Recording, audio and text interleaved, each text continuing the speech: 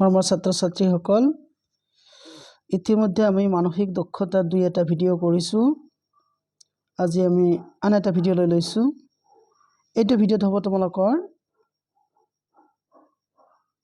শ্ৰেণী সম্পূৰ্ণ কৰিব লাগে। মানে কেইটামান ছবি তোমালোকে চাইছে, ইয়াত ছবি তিনিটা দিয়া আছে। পিছৰ শ্ৰেণীটো তোমালোকক পিছৰ ছবিটো কি হ'ব সেইটো ফিল আপ কৰি গোটেই শ্ৰেণীটো সম্পূৰ্ণ কৰিব লাগে। আচ্ছা, এটা আমি কেনেকৈ কৰিব পাৰোঁ? তোমালোকে কুৱেশ্যন নম্বৰ 16টো চাই ইতিমধ্যে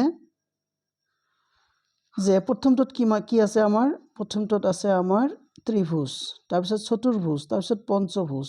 তেনেহ'লে নিশ্চয়কৈ এবাৰ কি হ'ব আমাৰ কি হ'ব লাগে ষড়ভুজ হ'ব লাগিব।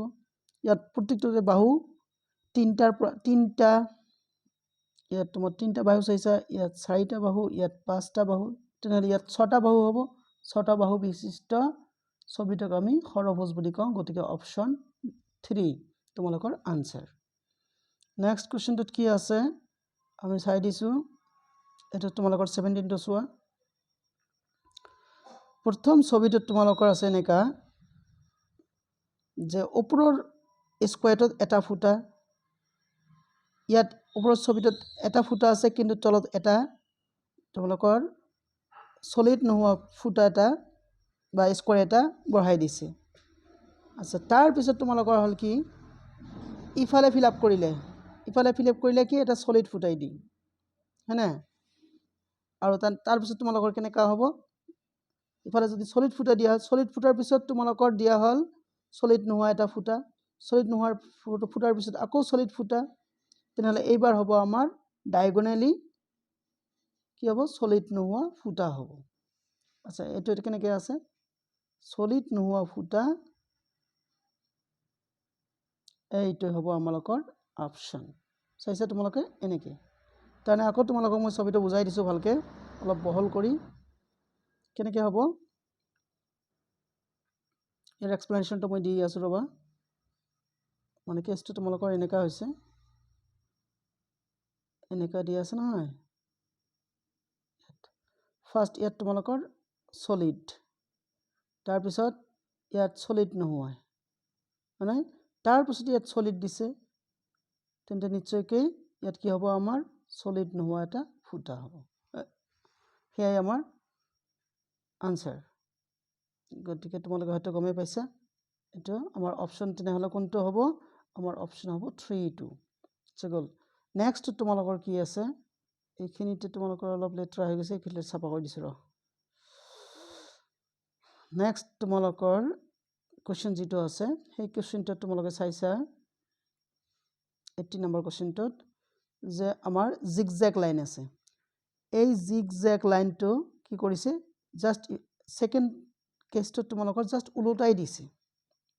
জিগজেগ লাইনটো জাষ্ট ওলোটাই দিছে, একেবাৰে উল্টা। তেনেহ'লে পিছতো তোমালোকৰ জিগজেগ লাইন দিছে ঠিকে, কিন্তু এই মাজতে তোমালোকে চাইছা এটা এৰ' মাৰ্ক দিছে। তেনেহ'লে আমাৰো জিগজেগ লাইনটোৰ ওলোটা হ'ব, কিন্তু এৰ' মাৰ্কটো ওলোটা দিশত।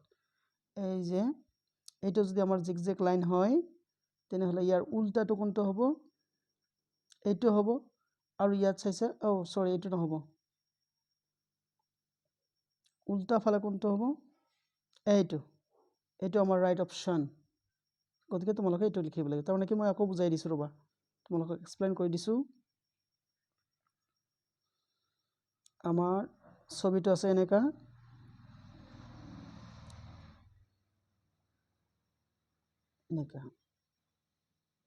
এনেকা দিয়া আছে, এৰ' মাৰ্ক ইয়াত দিয়া আছে নাই? তেনেহ'লে আমাক ইয়াত জাষ্ট ওলোটাটো হ'ব লাগিব। ৰ'বা মই আৰু চাই দিছোঁ ধুনীয়াকৈ, নহয় মোৰ উল্টা হৈছে। ঠিক আছে আমাৰ ইয়াত অলপমান ভুল হৈছে, ভুলটো মই ঠিক কৰি দিছোঁ। Where is the eraser gone? This is the eraser. এইখিনি মই অলপ ইৰেজ কৰি দিছোঁ। ইয়াত এনেকুৱা আছে, ইয়াত ইফালে এনেকৈ দিয়া আছে। গতিকে ইয়াৰ জাষ্ট উল্টাটো আমাৰ কি হ'ব তোমালোকেতো গমেই পাইছা। ইয়াৰ উল্টাটো হ'ব লাগিব আমাক এনেকুৱা। ইয়াৰ উল্টা মুখামুখি হৈ গ'ল। ইয়াৰ এৰ' মাৰ্ক ইফালে আছে, ইয়াৰ এৰ' মাৰ্ক ইফালে হ'ব লাগিব গতিকে এই অপশ্যনটো তোমালোকৰ 3ত আছে এই অপশ্যনটো ক'ত আছে 3ত আছে গতিকে 3 হয় তোমালোকৰ ৰাইট আনসাৰ এতিয়া আমি নেক্সট কোৱেশ্চনলৈ গৈ আছো নেক্সট কোৱেশ্চনটো হ'ল আমাৰ 19 ইয়াত তোমালোকে চাব পাৰিছা প্ৰথমতে এটা এৰ' মাৰ্ক আহি ওপৰ ফালে গৈছে ইয়াত এৰ' মাৰ্ক আহি ওপৰ ফালে গৈ আকৌ তল ফালে গৈছে ইয়াত এৰ' মাৰ্ক আহি ওপৰ ফালে গৈছে তল ফালে গৈছে আকৌ তোমালোকৰ বাওঁ ফালেও গৈছে তেনেহ'লে আমাৰ কি হ'ব ওপৰ ফালে বাওঁ ফালে সোঁফাল চাৰিওফালে থকা যিটো আমাৰ অপশ্যন এইটোৱে হ'ব আমাৰ অপশ্যন মানে অপশ্যন 1 টো তোমালোকৰ ৰাইট আনসাৰ এটা আকৌ এবাৰ এক্সপ্লেইন কৰি দিছো মই প্ৰথমতে দিয়া হল তোমালোকৰ এনেকা তাৰ পিছত এনেকা বঢ়াই দিয়া হল হয়নে তাৰ পিছত তোমালোকৰ এনেকা হয়তো বঢ়াই দিছে তাৰ পিছত নিশ্চয়কৈ এনেকা হ'ব I see it of course সেইটোৱে হয়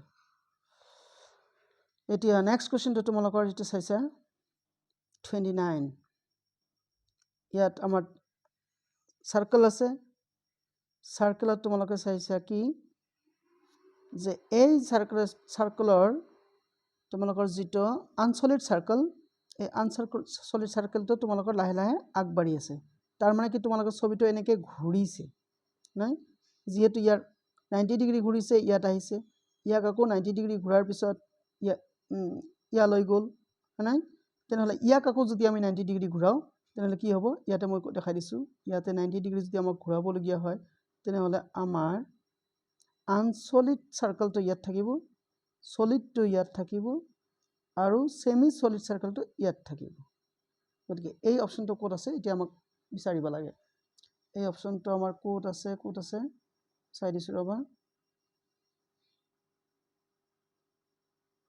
of course এটা হ'ব আমাৰ অপশ্যন 2 এটা হ'ব আমাৰ ৰাইট আনসাৰ গতিকে তোমালোকৰ এনেকৈ শ্ৰেণীবিলাক সম্পূৰ্ণ কৰিবলগীয়া হয় या শ্ৰেণীৰ কেনেকৈ সম্পূৰ্ণ কৰিব লাগে তাৰ ভিডিও আছিল তোমালোকে চাবা আৰু কমেন্ট কৰিবা